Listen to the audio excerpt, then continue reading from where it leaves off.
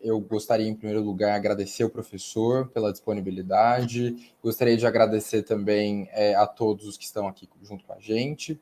O professor Bernardo, ele é professor de Língua e Literatura Grega aqui na Universidade Federal de Minas Gerais. Ele é coordenador do Núcleo de Estudos Antigos e Medievais. O professor, ele é autor de livros, tradutor.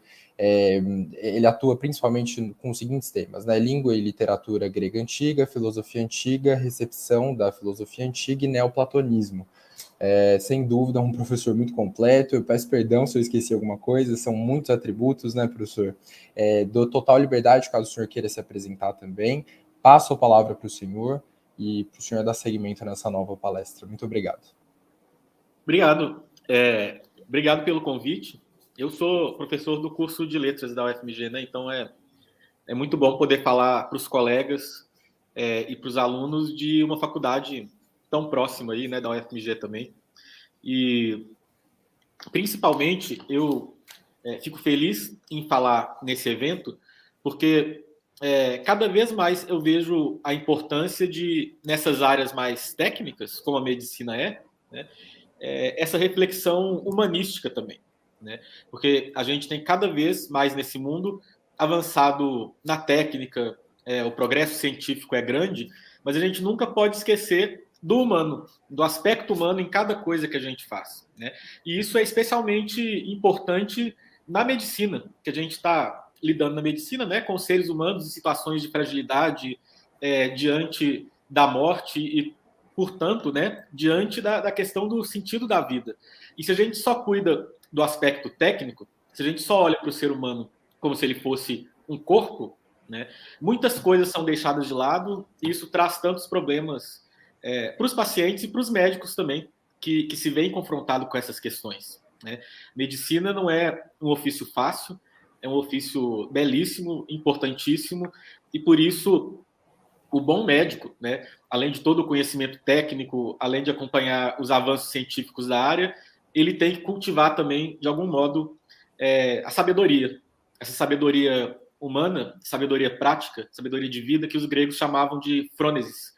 Então, eu acho que um evento como esse, que a gente está lidando com várias perspectivas, é muito bom, muito útil, e eu sou um grande entusiasta de coisas assim. Então, eu fico feliz de participar.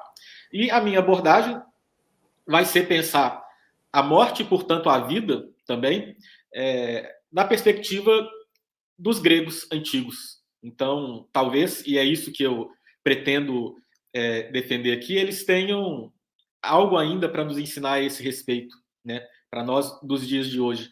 E eu vou me concentrar principalmente em Homero, esse escritor de poesia épica. Tem toda a discussão se ele existiu ou não, mas independente de ter existido ou não, ele foi o primeiro autor da literatura ocidental, né? Depois os poetas líricos gregos e, por fim, Platão, o filósofo. E eu acho que pensar o que esses dois autores e esse grupo de autores, que são os poetas líricos, têm a dizer, pode ser útil para nós aqui e para pensarmos, para a gente se refletir sobre essas questões. E para poder fazer isso, eu estou querendo recuar para pensar um pouco essas questões filosoficamente também. E recuar até o nosso nível mais básico da nossa experiência no mundo, né? Então, os filósofos contemporâneos, como Heidegger, Ortega y Gasset e outros, eles dão a entender que existe uma orientação básica no mundo que a gente assume por causa da nossa cultura, etc., né? E refletir sobre essa orientação básica, sobre essa cosmovisão básica que a gente tem diante do mistério do mundo, é muito importante para a gente poder pensar a questão da vida e da morte, né? E existem, ao meu ver, três grandes perspectivas, três grandes cosmovisões, né, que definem o modo como a gente se orienta no mundo, né? Existe essa cosmovisão, que é a cosmovisão dos antigos, não só dos gregos, mas, por exemplo, dos mesopotâmicos, dos indianos, pelo menos é uma cosmovisão desses povos que a gente pode chamar de indo-europeus, a partir dos estudos da linguística, né? que eu chamo de cosmovisão do sacrifício. E o que é a cosmovisão do sacrifício? É essa percepção de que o mundo, para o ser humano, ele não é um lugar perfeito, ele nunca vai ser, e que o caos faz, por necessidade, parte dessa existência e desse mundo. Né? Eu acho que um bom modo, um jeito poético, muito interessante de apresentar essa cosmovisão do sacrifício é um outro poema grego, a Teogonia, do Hesíodo, e na Teogonia fala assim, sobre a origem do mundo, né? E fala que primeiro surgiu o caos, e depois as outras coisas, a terra, o céu, etc. Né? Ou seja, o caos ele é um aspecto primordial da existência.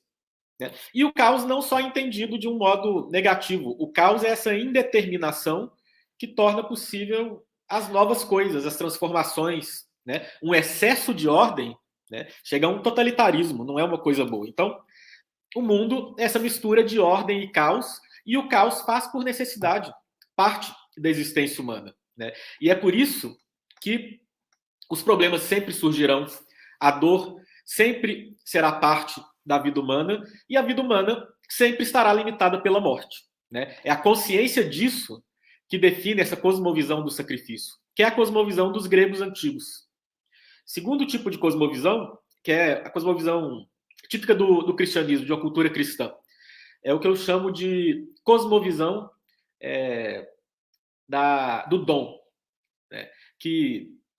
O que significa essa visão? Também essa visão ela não nega o caos, a dor e a morte. No cristianismo tem essa ideia de que todo mundo deve levar a sua cruz e que a cruz é inescapável. Né? O cristianismo, no seu sentido tradicional, não às vezes essas coisas que a gente vê aí na TV e tal, que Deus vai resolver todos os nossos problemas. A cruz faz parte da vida. Né? Mas apesar da cruz fazer parte da vida, e a cruz é o que na cosmovisão do sacrifício eu estou chamando de caos. Né? A morte não é a palavra final, nem a dor. Né? Existe um auxílio que vem do alto, né? Do divino, que transfigura todas as coisas e pode fazer as coisas renascerem. Né? Eu acho que isso aparece muito, por exemplo, nos livros do Tolkien, né? No Senhor dos Anéis, no Hobbit e tal, que sempre quando está tudo perdido naquele último minuto, depois que os heróis deram tudo de si, de repente vem um auxílio do alto e os problemas mais impossíveis são solucionados. Né? Em terceiro lugar, a gente tem a nossa cosmovisão moderna, contemporânea, né? Típica de um mundo que se tornou confortável demais por causa da tecnologia e que eu não vejo nem que é de fato uma cosmovisão, mas eu acho que o filósofo que mais analisou a nossa postura existencial diante da realidade é um filósofo moderno chamado Pascal, quando ele falava do divertissement, do divertimento. E ele falava o seguinte: os seres humanos, diante da miséria que faz parte da existência humana, lembraram-se de não pensar nela, desviando a atenção para as outras coisas todas. Né? Então, eu acho que muitas vezes, hoje em dia, diante do caos, do sofrimento, da cruz que a gente tem que carregar, a gente prefere fugir dessas questões. Né? A gente prefere desviar nossa atenção na internet, xingando na internet, vendo um seriado, preocupando com coisas que não são tão importantes assim. E como o mundo é muito confortável, como a dor e a morte não fazem parte da nossa vida o tempo todo, a gente pode, em vários momentos, viver como se essas coisas não existissem. O problema é o seguinte: essas coisas existem para nós ainda. Né? O sofrimento faz parte da existência humana, a morte vai chegar para todo mundo. Né? E aí, como a gente está fugindo dessas questões, de considerar essas questões, de olhar para essas realidades olhar mesmo para elas, né? Na verdade, e a gente está de algum modo se escondendo delas, vem os efeitos colaterais, né, desse tipo de postura. O primeiro deles é que quando o sofrimento ou a morte chegam até nós, a gente fica pensando se a gente não fez alguma coisa errada. Né? E é claro que não. O sofrimento e a morte vão vir, né? Como sempre vieram por toda a existência humana, por toda a condição humana é essa. Né? Tem muitas coisas boas, belas, pelas quais vale a pena viver, mas também tem o caos, tem esse lugar do caos e da nossa finitude. Né? E a outra consequência é que nós vivemos hoje em dia uma epidemia de ansiedade, e por vários motivos. Né? A gente não pega muito sol, a gente come comida ruim, a gente tem muito estresse de trabalho, mas também porque a gente tenta fugir da nossa finitude, da nossa fragilidade e do caos que faz parte da existência humana. Né? Então, essa cosmovisão nossa do divertimento, para usar a terminologia pascaliana, ela talvez seja a mais insatisfatória das duas. E talvez seja importante para nós, né, que a gente redescubra a sabedoria que está nessa cosmovisão do sacrifício e nessa cosmovisão do dom. Por questão de tempo, né, eu vou me concentrar mais na cosmovisão do sacrifício, vou falar dos autores gregos do período arcaico e clássico, não vou falar muito do cristianismo, o cristianismo também que faz parte da cultura grega posterior, né, a partir do século I depois de Cristo, mas eu vou me concentrar na cosmovisão do sacrifício nesses três autores, Homero, três autores, nos grupos de autores, né, em Homero, nos Líricos e em Platão. Pois bem, antes de chegar em Homero, então o que eu queria falar é isso, né? Em Hesíodo, ele apresenta bem essa cosmovisão. Ele fala, né? Primeiro surgiu o caos. O caos faz parte da vida e ele é um elemento primordial. É ele que traz problemas, etc., mas ele também torna possível a mudança. Se tudo é ordem, nada muda, né? Então, a realidade ela tem que ter um equilíbrio entre caos e ordem. E a resposta, a primeira resposta que os antigos deram, né, para essa realidade de que o caos, o sofrimento e a morte fazem parte da existência humana, é a resposta do ideal heróico, da existência heróica. E é isso que aparece em Homero.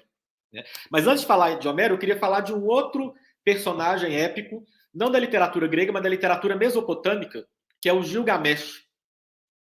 Existe esse épico, essa epopeia do Gilgamesh na literatura mesopotâmica, e a história é muito interessante. Ele era o rei de Uruk, ele era um semideus, duas partes divino, uma parte humana, né? E ele tinha um grande amigo chamado Enkidu. E aí, quando eles se tornaram amigos, eles partiram em busca de fama e de aventuras que trouxessem glórias para eles, né? E aí eles fizeram várias coisas lá, mas chega um momento que o Enkidu acaba morrendo. E aí, quando o Gilgamesh olha para o Enkidu, morrendo, pela primeira vez na vida ele sente medo. Ele nunca tinha sentido isso. Ao encarar a mortalidade do amigo, ele toma consciência da sua própria mortalidade. E isso perturba ele de uma forma intensa. Ele nunca tinha ficado tão perturbado assim antes. Né? E isso é interessante porque dos gregos até a filosofia contemporânea, por exemplo, Heidegger, né? Muitos autores falam o seguinte, que a gente só consegue viver uma vida autêntica, ou seja, uma vida que a gente sabe o que é valioso para a gente, o que a gente deve fazer, né? E não simplesmente uma vida que a gente está no fluxo, seguindo o que os outros estão falando, etc., quando a gente encara a nossa própria mortalidade. Né? Pensar na morte na nossa cultura parece uma coisa meio mórbida, meio a ser evitada, né? Mas para muitos dos sábios da humanidade, pensar na morte é um exercício de liberdade. Porque é quando a gente considera que a nossa vida é finita, que a gente tem coragem de fazer as nossas próprias escolhas, que a gente entende de fato o que é importante e o que não é, que a gente para de se importar com as coisas que não têm importância e se foca nas coisas que são realmente importantes para nós. Né? Então, essa consciência da mortalidade e, portanto, da nossa finitude é um caminho para a sabedoria. E é isso que aconteceu com o Gilgamesh. Ele parte numa jornada em busca da imortalidade. E é interessante porque ele vai até os confins do mundo. Ele ultrapassa uma fronteira de onde o sol nascia e se punha. E ele anda mais de 10 dias no escuro. Né? Nesse lugar, é o que nessas histórias mitológicas a gente chama de catábase. Né? É uma descida a esses aspectos sombrios, profundos da realidade. Né? E aí, depois de ele andar muito tempo no escuro, ele acaba encontrando um barqueiro que vai levar ele até um sábio que mora numa ilha chamado Utnapishtim. E Utnapishtim, na história do Gilgamesh, ele é o equivalente a Noé na Bíblia. Ele é aquela pessoa que sobreviveu ao dilúvio. Existe a história do dilúvio na cultura mesopotâmica também. E o Utnapishtim morava nessa ilha, ele e a mulher, e eles eram imortais. E Gilgamesh pergunta para ele assim, como que eu faço para me tornar imortal? né? E o Utnapishtim fala, não tem jeito de você se tornar imortal, eu me tornei porque depois do dilúvio teve uma assembleia dos deuses e os deuses deram a imortalidade para mim e para minha esposa. Mas não vai ter mais assembleia dos deuses porque não vai ter mais dilúvio e, portanto, então, não existe mais imortalidade para os seres humanos, né? E assim, eles até tentam dar para o Gilgamesh lá uma fórmula lá, pegar uma planta que daria uma segunda chance de voltar a ser jovem, mas uma serpente rouba. De qualquer modo, o Gilgamesh ele volta para Uruk, tendo que aceitar a sua mortalidade, né? E quando ele faz isso, aí o texto ele é bem, ele não fala muito, mas é para a gente refletir sobre isso, né? Quando ele volta, ele aceita a própria mortalidade e ele decide ser um bom governante. Ele instaura ritos para a cidade de Uruk, ele constrói a muralha da cidade, e a muralha tem um sentido simbólico muito importante. A muralha de uma cidade na antiguidade é essa redoma protetora, né? Vai definir esse espaço de ordem da cidade, né? Que está protegido contra as ameaças externas de animais selvagens, de inimigos, né? Então é esse espaço de ordem em meio ao caos que é o mundo, né? Então o Gilgamesh, aceitando a própria mortalidade, ele se coloca em serviço, ele entende que a vida dele como rei da cidade é se colocar a serviço dos habitantes dessa cidade e tentar instaurar essa ordem precária, né, sempre temporária, mas essa ordem na qual os seres humanos podem viver, que é a cidade. O Gilgamesh, estou falando dele porque ele é um modelo do herói épico. E em Homero a gente vai ver algumas atitudes parecidas, né? Tanto nos dois grandes heróis épicos que a gente tem nos textos de Homero, na Ilíada, que é Aquiles, e na Odisseia, que é Odisseu. Mas eu queria me concentrar aqui na história de Aquiles. Aquiles, ele é um herói muito interessante porque desde cedo ele sabia que a vida dele poderia seguir dois caminhos. O primeiro deles, ele poderia morrer velho na cidade dele lá, como príncipe da cidade dele, né? E sem fama, não ser um grande guerreiro, não se destacar. Mas ele tinha muito talento, ele poderia ser o maior guerreiro da geração dele. E ele poderia, através dos grandes feitos de bravura, das grandes façanhas na guerra, alcançar uma glória imperecível, em grego, kleos aftiton, né? Ele poderia ser lembrado para sempre nas canções dos poetas, se ele fosse para a guerra, fosse com tudo, né? Só que se ele fizesse isso, o oráculo tinha falado que ele morreria jovem. Então ele poderia ou morrer velho e não fazer feitos grandiosos e gloriosos e ser esquecido, ou morrer jovem e ser lembrado para sempre. Então ele tinha esses dois caminhos. E ele tinha que pensar, o que ele queria fazer da vida? Ele poderia ser o maior guerreiro da geração dele se ele enfrentasse os maiores desafios na guerra. Esses dois caminhos abertos para Aquiles, na verdade, eles são uma definição do que é a existência heróica para os gregos. A existência heróica é, diante da possibilidade de viver uma vida segura, mas que não é uma vida gloriosa, né, que não é uma vida que será lembrada, o herói prefere, diante da finitude da existência humana, né, diante da consciência de que a vida humana ela acaba com a morte, né, o herói épico ele prefere arriscar a própria vida em vez de fugir da morte e da consciência da morte, igual a gente faz hoje em dia. O herói épico prefere encarar a sua própria mortalidade com toda a coragem que ele pode ter, com toda a dignidade que ele pode ter, correndo riscos nas guerras, nas aventuras heróicas, de modo a realizar feitos gloriosos para ser lembrado pela posteridade. Né? Então, assim, os gregos mesmo achavam que os heróis épicos eram muito exagerados, que eles eram grandiosos, faziam coisas interessantes, mas eles também causavam muito sofrimento para a própria comunidade. Né? Aquiles mesmo, na Ilíada, por causa do excesso da ira dele, ele provoca a morte de muitos gregos. Né?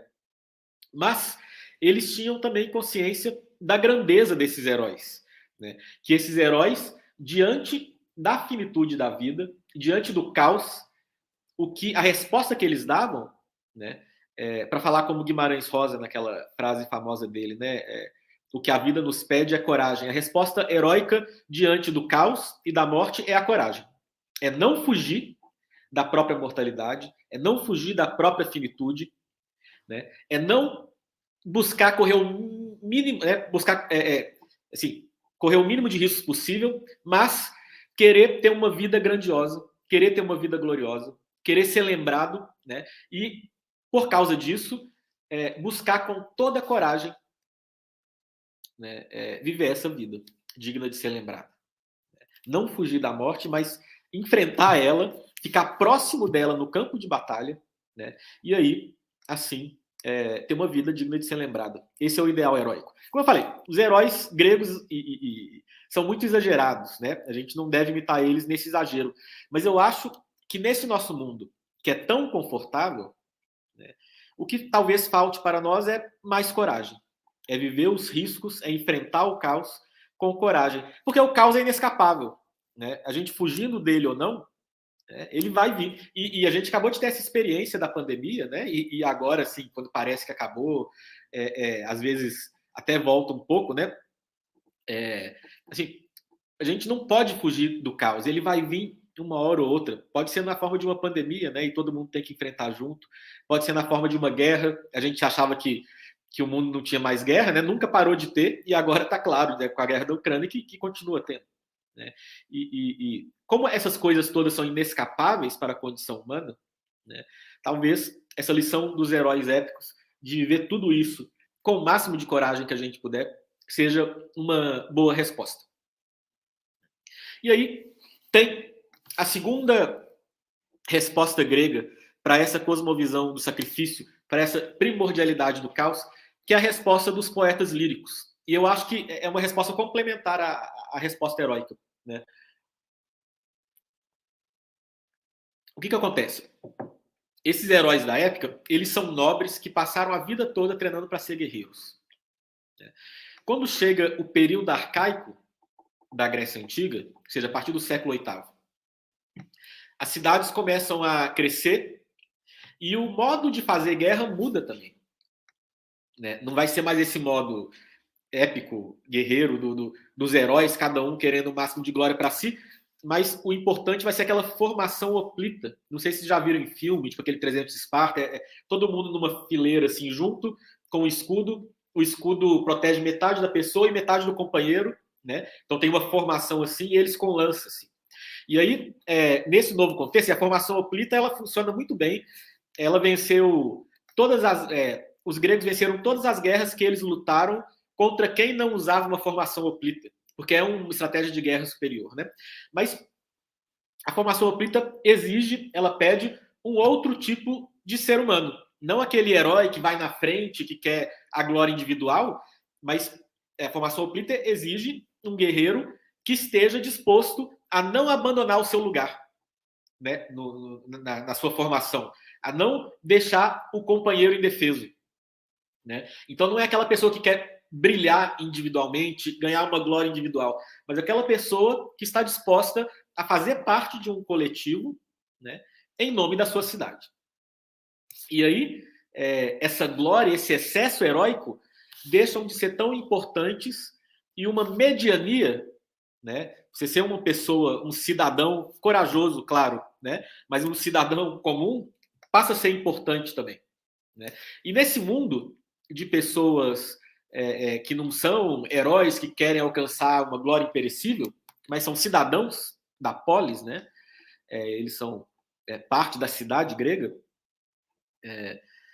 Essa vida finita que acaba com a morte, ela passa a exigir novos sentidos possíveis. Né? E aí, um dos sentidos que os líricos fornecem é o amor. É o amor e a celebração, a festa e a poesia. Então, é interessante, tem um artigo foi escrito pelo professor Jacinto Brandão e professora Magda Guadalupe dos Santos, por acaso são meu pai e minha mãe, é engraçado citar esse artigo, mas ele é um artigo bom aqui para esse tema, chama Morte e Amor na Grécia Antiga, né? Sobre a descoberta dos poetas líricos, né, que eles fizeram desse amor como esse sentido para essa vida que é limitada pela morte. Né? Então, o que esses autores, né, eles falam nesse artigo? Que diante da consciência da finitude da vida, da mortalidade do ser humano, né, os poetas líricos passaram a celebrar o amor. Ou seja, a vida é breve, a vida é curta, a vida é finita. Né? Mas ela vale a pena ser vivida porque a gente pode celebrar por alguns momentos, também não é o tempo todo, né? Mas existem esses momentos de celebração nos quais a gente pode amar. E eles estão falando de um amor erótico mesmo, de eros, né? Que tem a ver com sexualidade e tudo mais, né? Esse amor erótico mesmo. Mas não só isso. Os poetas líricos falam também das celebrações, dos banquetes. Os gregos gostavam de fazer banquetes, né? Nos quais eles tomavam vinho, eles cantavam poesia, né? E às vezes viviam aventuras amorosas também. Né? E esses momentos de celebração, que não aconteciam o tempo todo, aconteciam em festas, em ocasiões especiais, né? Eram os momentos que tornavam a vida, a existência humana, valiosa, digna de ser vivida. Né? Então, essa resposta do herói épico é a coragem, a resposta do poeta lírico é o amor e a festa, o amor e o banquete. E a poesia que é cultivada lá. Né? Então, tem esse poema escrito pelo Solon, que foi um sábio, um político e um poeta ateniense, que fala sobre os bens que tornam a vida boa, a vida fazem a vida valer a pena ser vivida, né? E o poema é o seguinte: igual riqueza tem aqueles que possuem muita prata, ouro, campos de terra fértil, cavalos e mulas, e aquele a quem só é permitido satisfazer o estômago, as costas, os pés, eternamente apaixonar-se por um rapaz ou mulher quando atinge a idade adequada, a juventude. Com o tempo, tal pessoa alcança harmonia. Esses são os bens dos mortais. Com todas suas grandes riquezas, ninguém entra no Hades. Ainda que alguém pagasse um resgate, não poderia escapar da morte, nem das pesadas enfermidades, nem da velhice disforme que se aproxima. Então tem muita coisa interessante nesse poema, né? Primeiro, uma coisa que vale a pena lembrar aqui: a visão grega da morte e de uma vida após a morte é mais ou menos a seguinte, né? Os gregos achavam que existia um princípio vital no ser humano, que eles chamavam de psique, daí que vem, que a gente traduz por alma. Né? Mas que não é alma nesse sentido que a gente tem hoje em dia, daquilo que é o mais importante da personalidade humana. É só um princípio vital, é como se fosse um sopro. Quando a pessoa morre, é como se fosse uma fumacinha que sai da pessoa e vai para o Hades. O Hades é o mundo dos mortos. Né? E esse mundo dos mortos não é nem igual ao nosso céu ou inferno. Essa psique que está no Hades não é o ser humano inteiro que foi para lá. É uma parte só do ser humano, que é o que sobrevive. E essa vida no Hades é como uma vida de alguém que estivesse dormindo. É como se fosse um sonho. Né? Não é uma existência real mesmo. Então, eles tinham uma visão de uma vida após a morte, mas muito apagada. Né? A vida que valia de fato a pena ser vivida era essa vida aqui. Né? Enquanto nós somos um corpo, uma psique que anima um corpo vivo. Né? E os bens, para serem fruídos nessa vida, o Solon está falando. Né? Não adianta riqueza, propriedades, etc. Porque quando alguém vai para o Hades, para o mundo dos mortos, essa riqueza não adianta de nada. E por mais rico que a pessoa seja, não dá para escapar da morte, da doença, da velhice. O que dá para fazer enquanto a gente tem juventude, né? E juventude não é só 20 anos, assim, enquanto existe vida, energia na gente, né? Aproveitar os verdadeiros bens da vida humana, que são quais? Ele fala que satisfazer o estômago, ou seja, a comida, as costas, ou seja, deitar, descansar, os pés, mesma coisa, eternamente apaixonar-se por um rapaz ou mulher, ou seja, o amor. Né? Esses são os bens, então, dos seres humanos, essa vida que é finita e que é marcada pelo caos. E o Miminermo, Esse é o fragmento 14 do Solon. Tem um outro poeta lírico, chamado Miminervo, que ele tem um poema que é o fragmento 1 dele, que é assim: que vida, que prazer sem adorado Afrodite, eu morra quando a mim isso não mais interessar. E aí ele fala do amor, do vinho, etc. Né? E é isso. Ele está falando assim: a vida vale a pena sem Afrodite. Afrodite é a deusa do amor. Né? E para ele, nessa cosmovisão, né, nessa visão de mundo da lírica, é esse amor que faz a vida valer a pena ser vivida. Existem outros autores, por exemplo, Anacreonte, que ele fala dos banquetes, né? Os banquetes nos quais tem o vinho, a dança, a embriaguez, os cantos, o amor. Né? E nesses banquetes, o deus Dioniso, que é o deus do vinho, o deus do banquete, né? O deus dessa embriaguez que as pessoas, a qual as pessoas chegam no banquete, né? Ele é visto como um libertador. Ele tem um epíteto, Licifron, aquele que liberta das preocupações. Né? Só que assim, ele é um salvador, um libertador, mas não que ele vai libertar o ser humano da morte e da dor. Mas, durante o banquete, enquanto a pessoa bebe o vinho, ela dança, ela ama, ela não está preocupada com os males que afligem a existência humana. Né? É uma libertação momentânea no banquete, na celebração. Né? Nesses momentos, a gente pode se esquecer das nossas dores e das nossas fadigas e viver o momento presente junto do deus Dioniso, né? Na bebida, na dança, no banquete, de um modo geral. Né? Essa é a resposta da poesia lírica que, ao meu ver, inclusive, é complementar a épica. Eu acho que a gente pode aprender com os líricos também. Né? Tal como a gente precisa de coragem na vida, né? A gente precisa, em alguns momentos, não em todos, porque para os gregos também não eram todos, alguém que ficava bebendo todo dia era mal visto pelos gregos, né? Então não é isso. Mas assim, a gente precisa cultivar na vida esses momentos de celebração nos quais a vida pode se tornar, por alguns momentos, leve. Né? E a gente pode dar um sentido para a vida cultivando essas realidades humanas do amor, da celebração, da arte, da poesia, etc. Isso aí não resolve o problema da existência humana, né? Não sei se os líricos também queriam que resolvesse, né? Mas tornam a vida mais leve e fazem parte de uma existência humana feliz, enquanto essa existência humana perdura, né? Antes que chegue a morte. E por fim, eu queria falar de Platão. Então é a resposta da filosofia. E é interessante porque Platão escreveu um diálogo chamado Banquete. Né?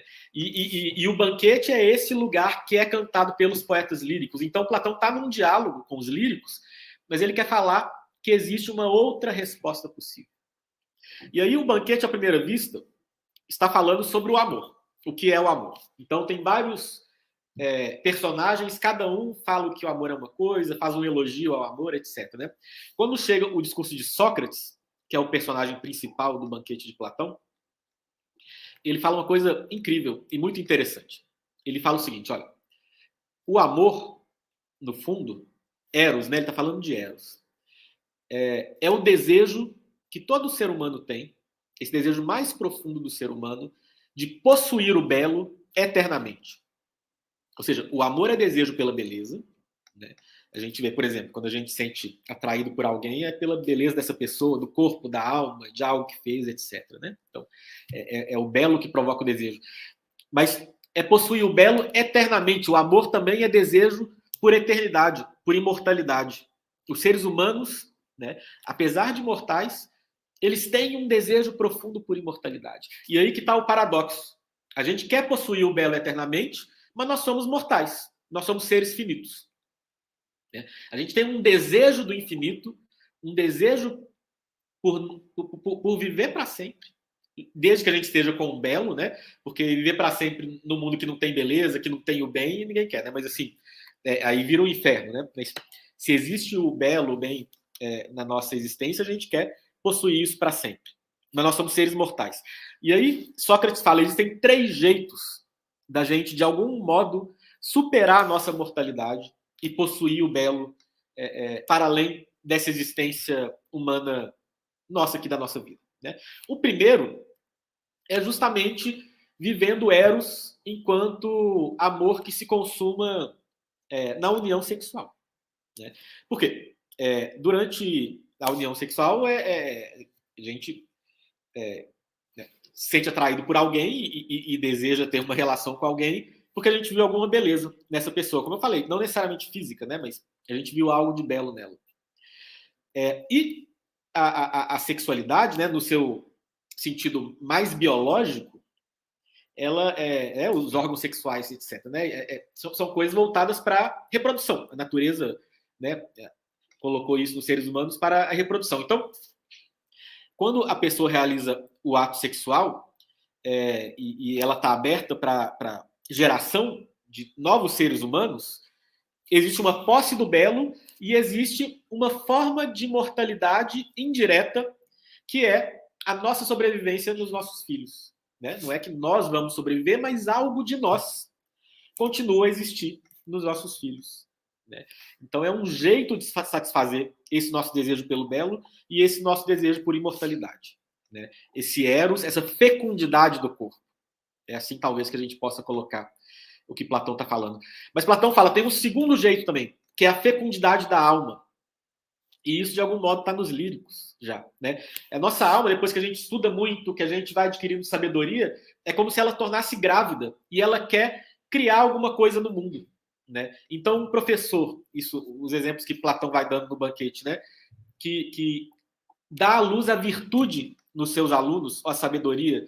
Um poeta, né, que escreve uma obra que será lida mesmo depois que ele morrer. Um legislador que cria leis que tornarão as pessoas melhores e mais sábias na cidade. Né? Tudo isso são formas de fecundidade da alma que trarão também uma espécie de imortalidade para essa pessoa que estava fecunda da alma, porque algo que essa pessoa fez sobreviverá à própria vida dela. Né? Esse é o segundo jeito. Mas Platão fala que existe um terceiro jeito de alcançar, de possuir o belo eternamente, e esse é o caminho que a filosofia aponta. E esse caminho é interessante, porque esse caminho é o que satisfaz plenamente esse desejo para Platão. Porque para Platão, né, apesar do nosso corpo perecer, a nossa alma é imortal. Então ele tem uma nova noção de alma, um novo conceito de alma que não é essa psique, essa fumacinha que vai para o Hades. Né? Para Platão, o que nós somos, né, é a nossa alma. A alma é o homem verdadeiro ou o homem interior. E o nosso corpo é o homem exterior, é um personagem que a gente assume, né? Mas a alma ela é imortal. Então, se a gente tem algo em nós, aqui e agora, que dura para sempre, o que é a filosofia? A filosofia é o caminho a partir do qual a gente vai cultivar os aspectos do nosso ser, né, da nossa humanidade, que durarão para sempre. Então, buscar assim, a bebida, a comida, o prazer sexual, o descanso, a riqueza, tudo isso passa. Tudo isso passa quando essa vida nesse mundo passa, né? E a vida nesse mundo é breve. Né? Mas a sabedoria, a contemplação, né? O amor nos seus sentidos mais elevados, né?